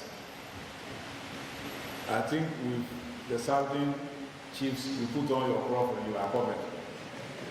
But it will show when you want to sit down. If you are not careful, you will sit on it. And then with the Northern chiefs, when they wear those, their big trousers, it covers everything. But the trouble is there. He also talked about the effect when it's not treated and call it neglected inguinal hernia. And the cause, such that it can prevent you from going to farm. And I don't think it's only farming. If you have this problem, I don't think you can go to fishing. You cannot even drive if you are a driver. And perhaps you may even be divorced.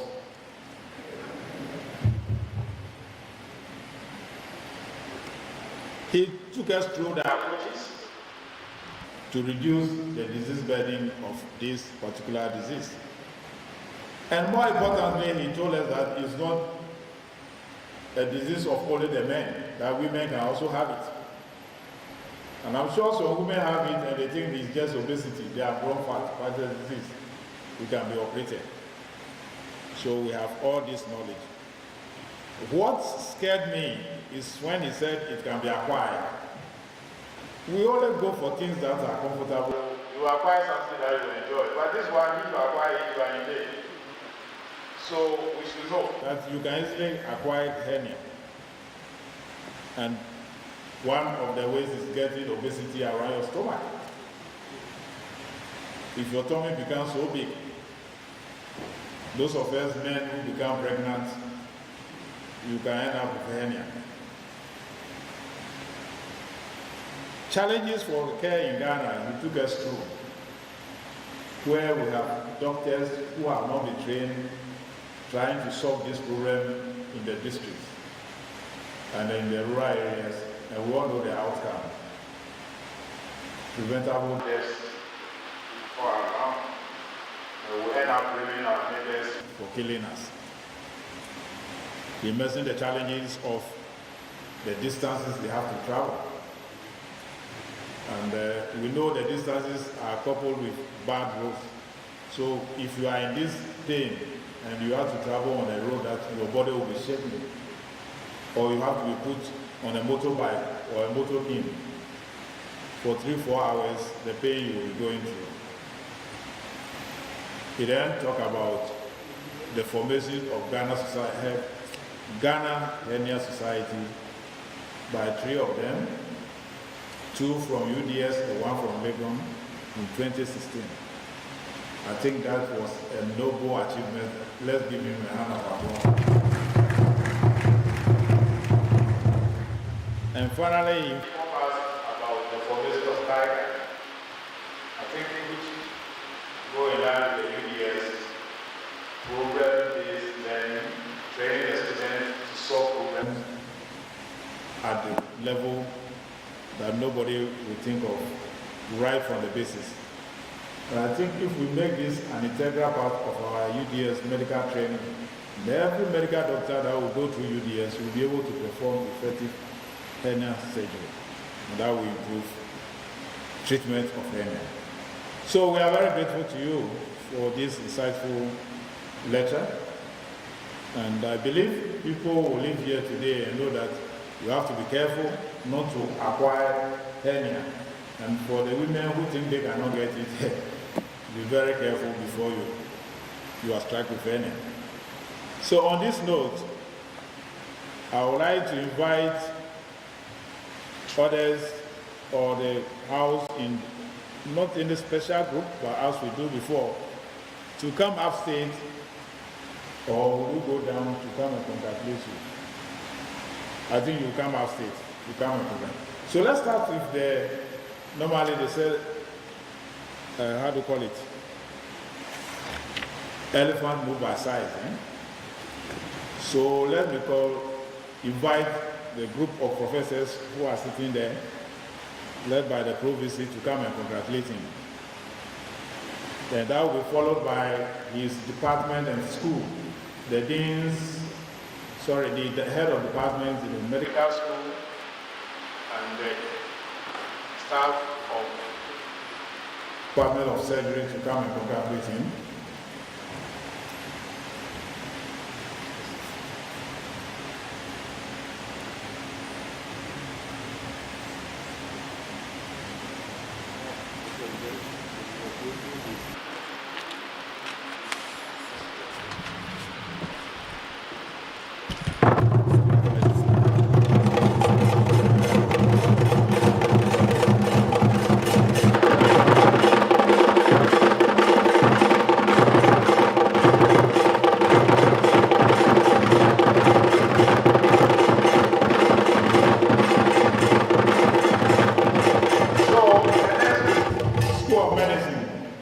HODs, professors in the School of Medicine and his department members, those who have been carrying the papers for him, Please come and congratulate your boss.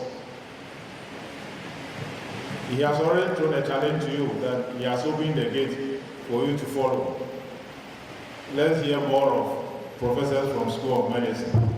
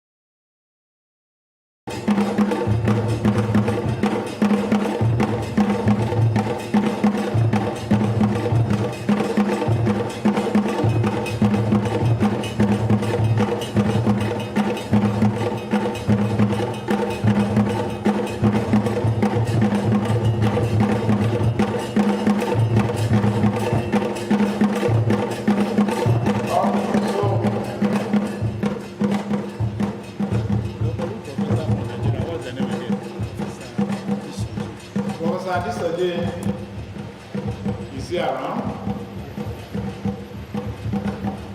Okay. Then we are coming home. The contingent from Odumasi is your turn.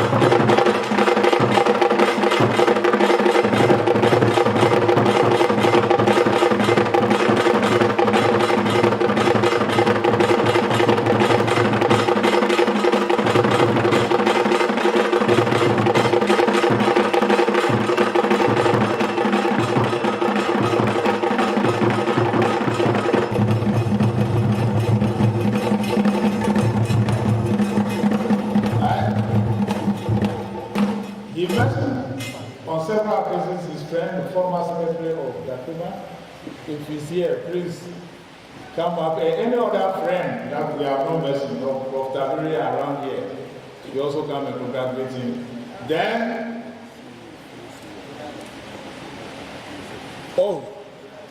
I see. My good friend Dr. Kensego is around. Please come around. And all the staff of TTH, please. Sorry if you are not there, please. Teaching hospital staff, if you are here.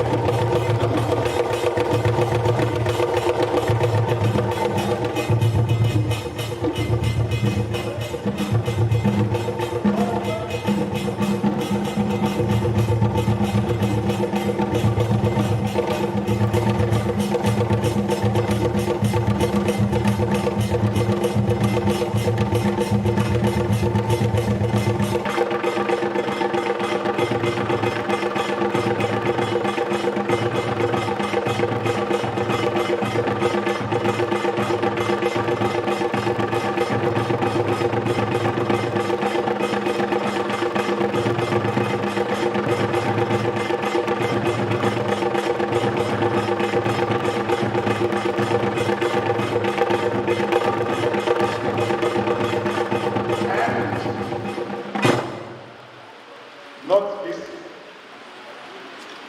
The immediate family. I don't know if the wife is here, as I said, I guess it's in the diaspora. But he told me one of the children is around. Where is he or she? Can he come back on behalf of the siblings and congratulate their father? Is he around? Not yet.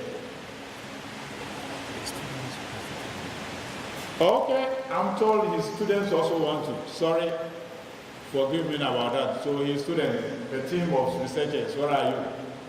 Come up and congratulate him.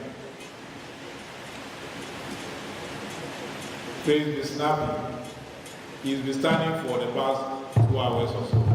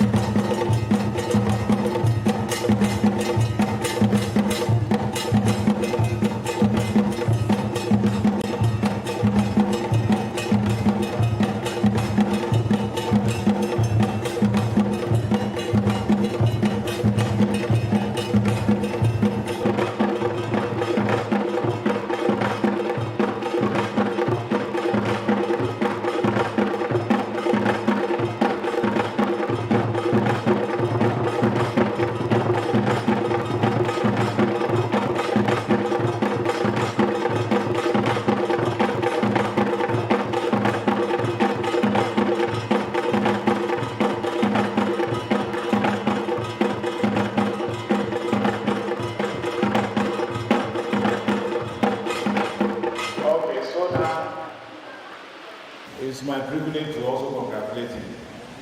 And after that, we can do our presentations. I'm told some who have given for him a citation from the school. I'll hand over to the MC. So, you will run for me.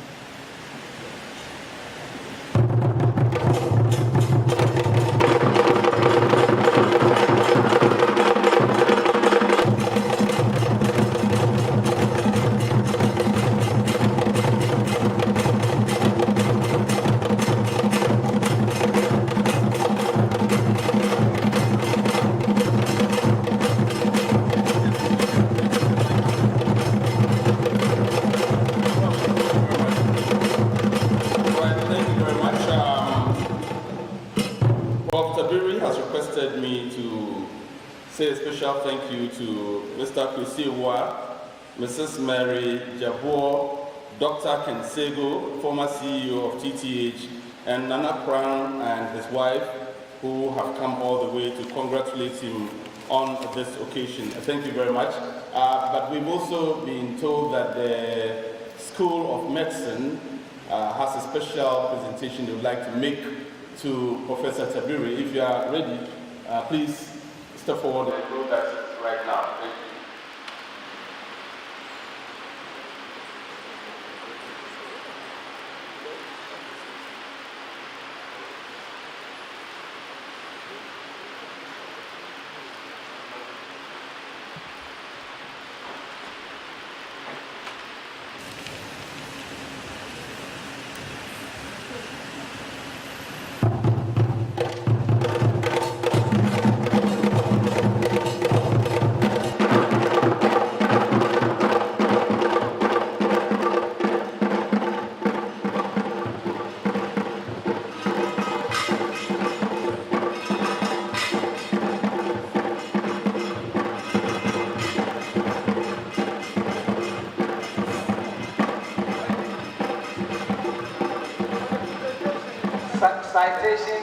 honor of Professor Stephen Tabiri.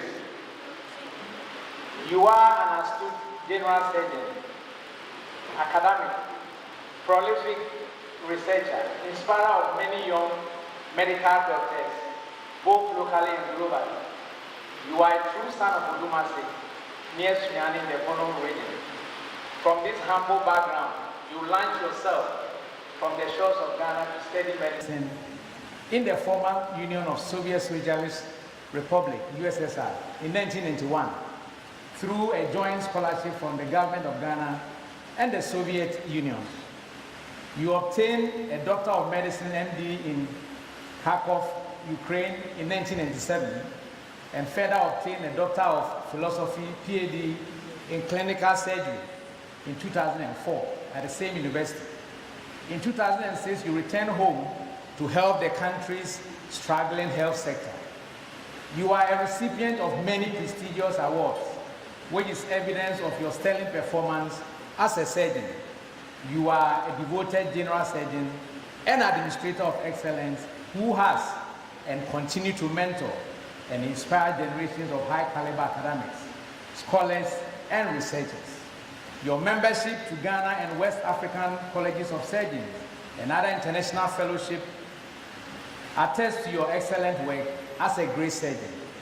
As a member and a proud 2014 International Guest Scholar of the American College of Surgeons, you have lived up to the motto of the college, which is inspiring quality, higher standards, better outcomes. You are a household name when it comes to inguinal hernia in the northern region, upper east and west regions, some parts of Bono region and northern Volta, and the rest of Ghana as a whole.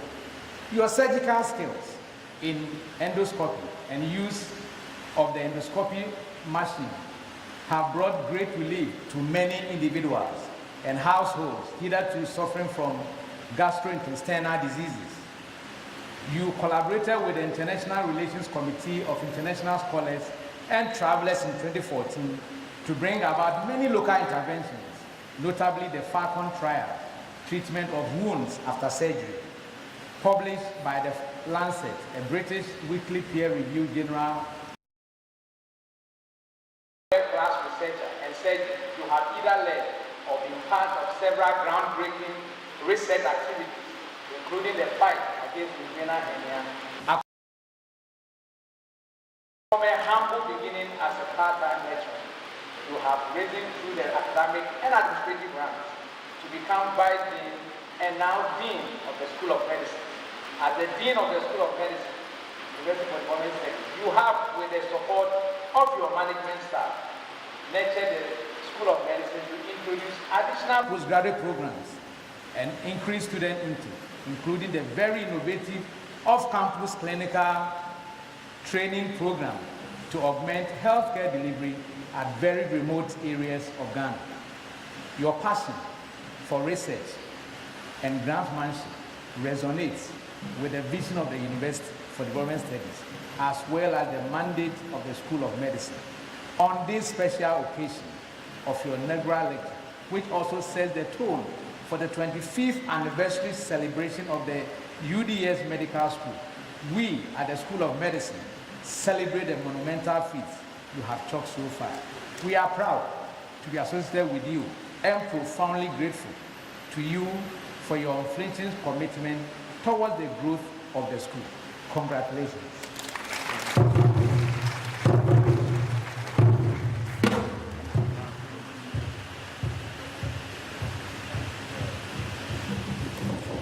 That's a presentation from the School of Medicine. And once they are done, we would also invite the Krotihini of Odumasi #1 traditional area, Tabiri, who also has a presentation to make. Thank you very much, School of Medicine. We are grateful to you. Tabiri, Krotihini of Odumasi traditional area. Now step up.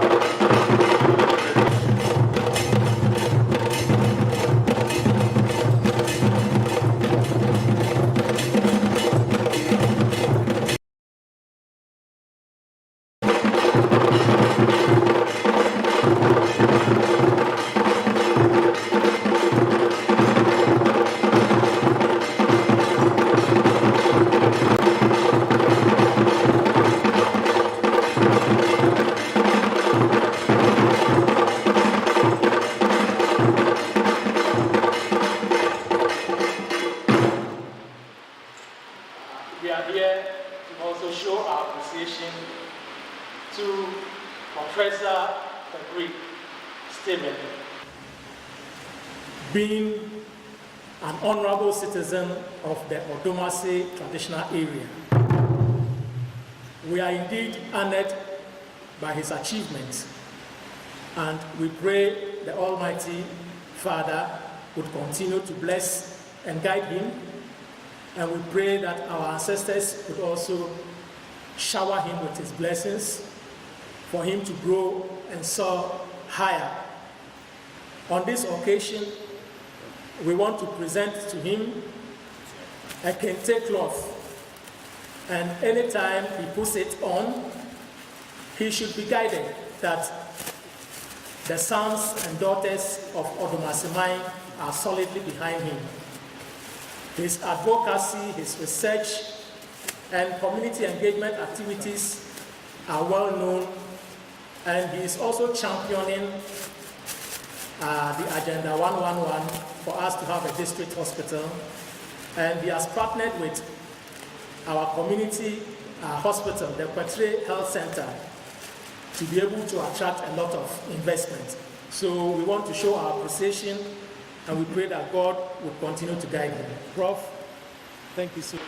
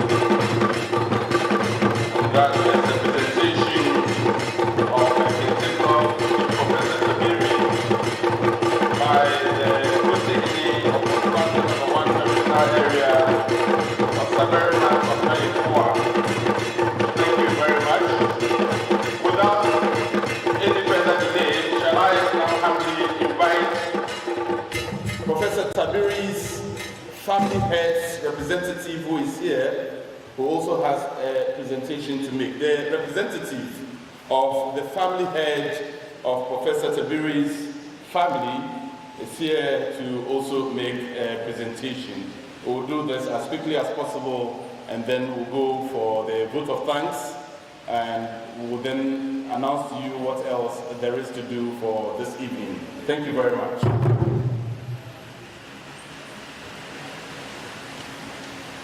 Yeah, thank you, Mr. MC.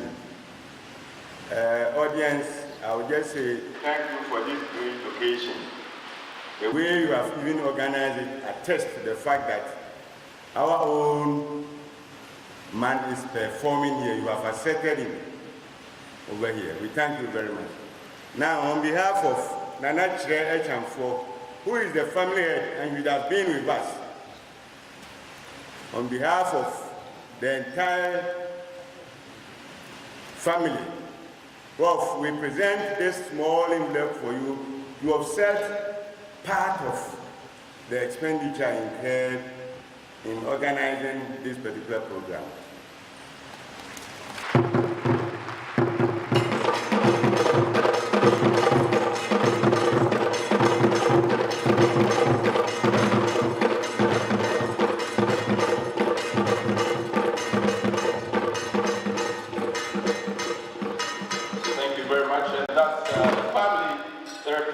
Of the family head of Professor Tabiri's family coming to support their own son by donating some amount of money for him to support himself, even as he has incurred some costs in organizing this program. Prof, you may take your seat now on behalf of the Vice Chancellor, I now invite the Professor of Pediatric Surgery and Director of NIHR Nigeria Hub, University of Lagos, Nigeria, Professor Adesoji Ademoyimia, to give us the vote of thanks. Let's give Prof a round of applause. He's come all the way from Nigeria to support his friend and brother on this very special occasion. Thank you.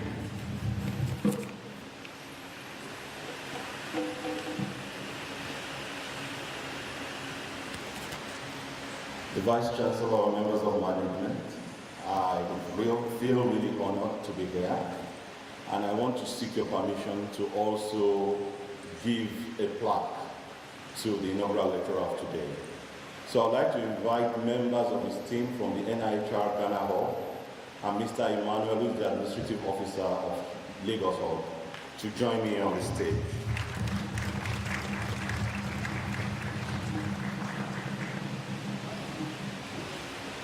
Professor Tabiri, sir.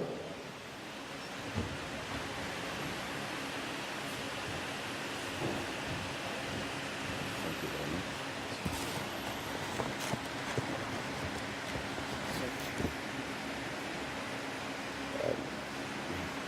So, on behalf of the NIHR Global Health Unit of the University of Birmingham and the constituent hubs in Benin Republic, India, Mexico, Nigeria,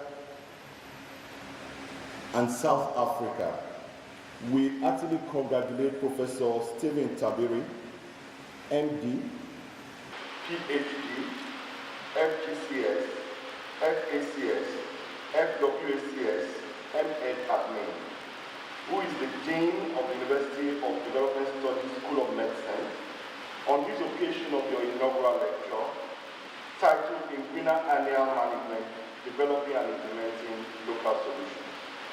Thank you very much. Congratulations.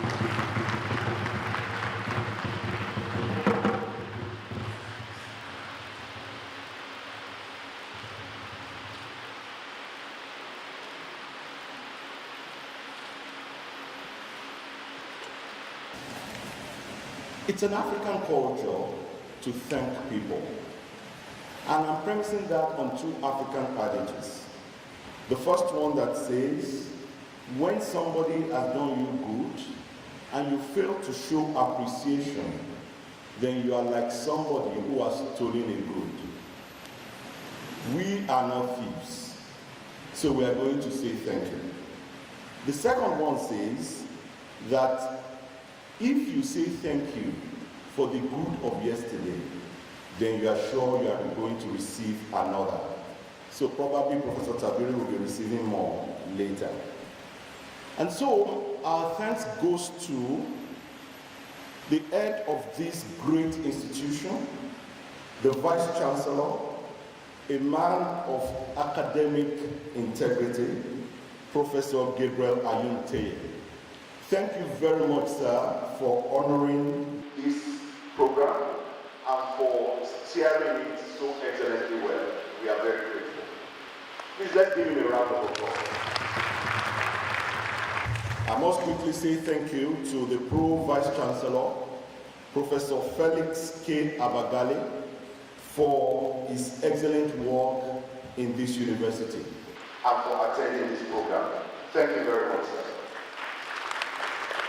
My thanks also goes to the able registrar, who is the administrative head of this university, Mr. Nuruddin I. Abubakar.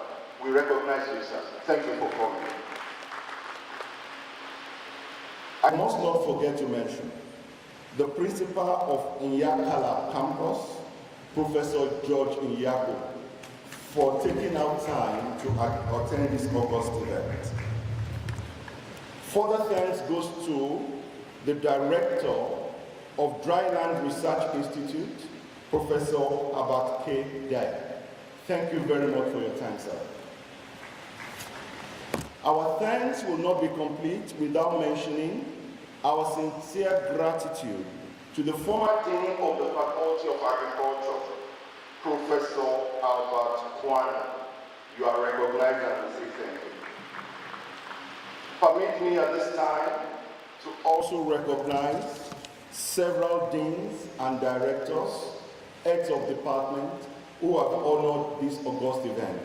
We are very grateful, sir.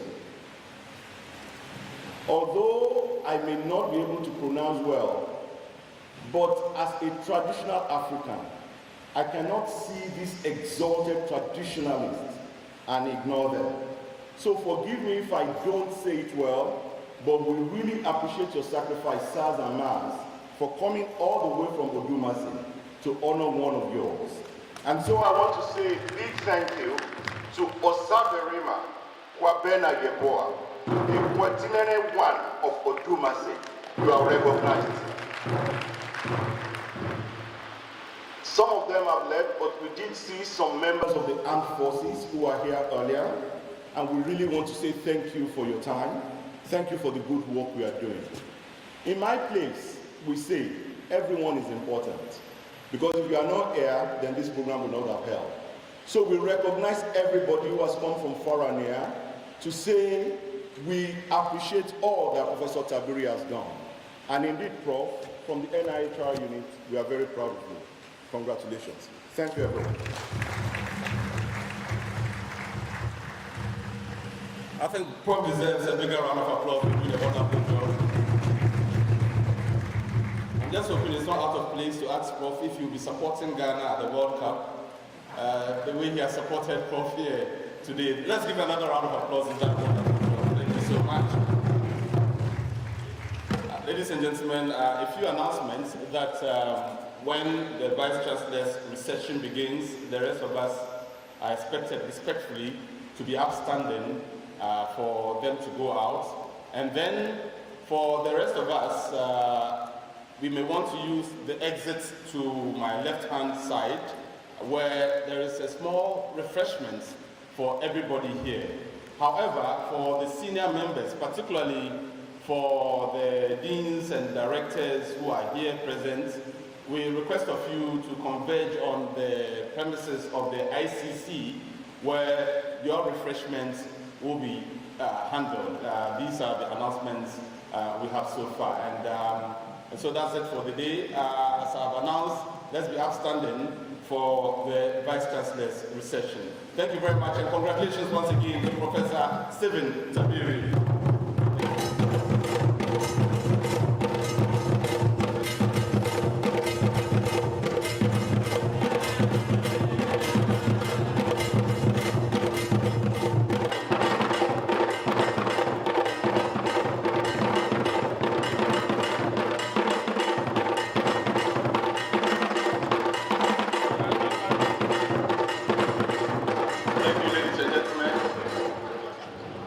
Thank you.